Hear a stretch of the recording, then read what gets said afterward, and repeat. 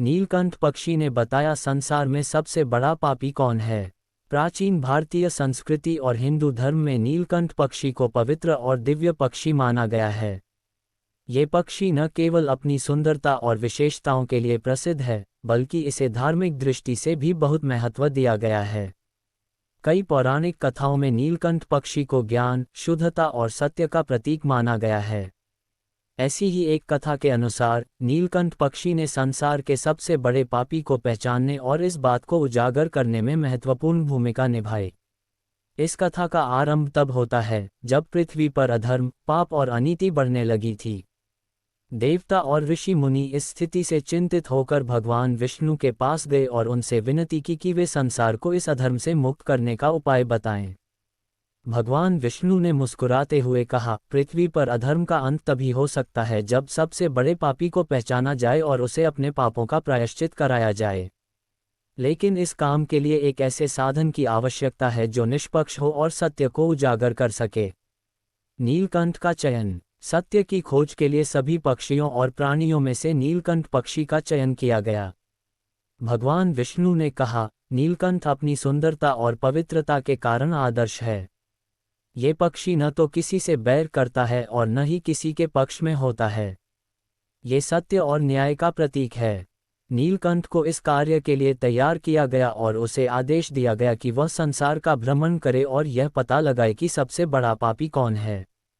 नीलकंठ की यात्रा। नीलकंठ पक्षी ने अपनी यात्रा प्रारंभ की और पृथ्वी के विभिन्न हिस्सों में गया। उसने कई लोगों को देखा, राजा, रंक, ब्राह्मण, किसान, व्यापारी, तपस्वी और गृहस्थ। उसने हर व्यक्ति के कर्मों का अवलोकन किया और यह समझने का प्रयास किया कि कौन सबसे बड़ा पापी है। पहला अनुभव, लोभ और धन का पाप। नीलकंठ ने सबसे पहले एक धनी व्यापारी को देखा। वह व्यक्ति अत्यधिक धन संपत्ति का स्वामी था, लेकिन उसका स्वभाव लोभी और कठोर था। उसने निर्धनों को कभी दान नहीं दिया और अपने कर्मचारियों के साथ दुर्व्यवहार किया। नीलकंठ ने सोचा कि यह व्यक्ति सबसे बड़ा पापी हो सकता है। लेकिन जब उसने गहराई से देखा तो पाया कि उस व्यक्ति के मन में अपने परिवार के प्रति स्नेह और अपने व्यापार को बढ़ाने की ललक थी। नीलकंठ ने सोचा, ये व्यक्ति लोभी है, लेकिन इसका पाप इतना बड़ा नहीं कि इसे संसार का सबसे बड़ा पापी कहा जाए। दूसरा अनुभव, अधर्म का राजा। इसके बाद नीलकंठ एक ऐसे राजा के पास गया जो अपने राज्य में अत्याचार करता था। वह राजा प्रजा को अनुचित करों से सताता और युद्ध के नाम पर निर्दोष लोगों की हत्या करता। नीलकंठ ने सोचा कि यह राजा सबसे बड़ा पापी हो सकता है। लेकिन थोड़ी देर बाद उसे यह एहसास हुआ कि यह राजा अपनी स्थिति और शक्ति को बनाए रखने के लिए ऐसा कर रहा था। उसके भीतर कहीं न कहीं प्रजा के लिए दया भी थी, जिसे वह व्यक्त नहीं कर पाता था। तीसरा अनुभव, तपस्वी का ढोंग। नीलकंठ ने एक तपस्वी को देखा जो दिखने में बहुत धर्मात्मा और पवित्र लग रहा था। वह हर समय पूजा पाठ और साधना में लीन रहता था। लेकिन जब नीलकंठ ने उसके कर्मों को गहराई से देखा तो पाया कि वह तपस्वी अपने लाभ के लिए झूठे प्रवचन देता था और लोगों को भ्रमित करता था। ये देखकर नीलकंठ को लगा कि यह तपस्वी एक बड़ा पापी हो सकता है। लेकिन फिर उसने सोचा, ये व्यक्ति पाखंडी है, लेकिन ये पाप सबसे बड़ा नहीं है। चौथा अनुभव, अपने कर्तव्यों से विमुख पिता। नीलकंठ ने एक ऐसे व्यक्ति को देखा जो अपने परिवार की जिम्मेदारियों से भाग रहा था। वह आलसी और स्वार्थी था और अपनी पत्नी और बच्चों को कष्ट में छोड़कर खुद सुख सुविधाओं का जीवन जी रहा था। ये व्यक्ति अपनी जिम्मेदारियों से भागकर समाज पर बोझ बन चुका था। नीलकंठ ने सोचा कि शायद यही सबसे बड़ा पापी है। लेकिन उसने पाया कि यह व्यक्ति परिस्थितियों का शिकार था और उसने अपनी गलती को सुधारने की कोशिश भी की थी।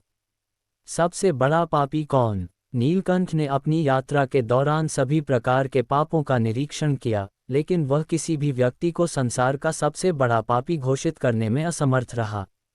निराश होकर वह भगवान विष्णु के पास वापस लौट आया और अपनी असफलता व्यक्त की। भगवान विष्णु ने मुस्कुराते हुए कहा, नीलकंठ, संसार का सबसे बड़ा पापी वह नहीं है जो केवल गलत कर्म करता है, बल्कि वह है जो अपने पापों का एहसास नहीं करता और उन्हें सुधारने का प्रयास भी नहीं करता। संसार का सबसे बड़ा पापी वह है जो अपने भीतर की करुणा, दया और सत्य को नष्ट कर देता है और दूसरों के जीवन को अंधकार में बना देता है। नीलकंठ ने भगवान विष्णु के इन शब्दों को समझा और यह संदेश पूरे संसार में फैलाया। उसने सभी प्राणियों को ये सिखाया कि पाप से मुक्ति का मार्ग प्रायश्चित, करुणा और सत्य के मार्ग पर चलने में है। नीलकंठ का ये संदेश आज भी प्रासंगिक है और हमें ये याद दिलाता है कि सबसे बड़ा पापी वह है जो अपने पापों को स्वीकार नहीं करता और उन्हें सुधारने का प्रयास नहीं करता। इस प्रकार नीलकंठ पक्षी ने संसार के सबसे बड़े पापी की पहचान करने के बजाय पाप और प्रायश्चित का महत्व समझाया। ये कथा हमें सिखाती है कि जीवन में सबसे बड़ी शिक्षा अपने कर्मों की जिम्मेदारी लेना और उन्हें सुधारने की कोशिश करना है।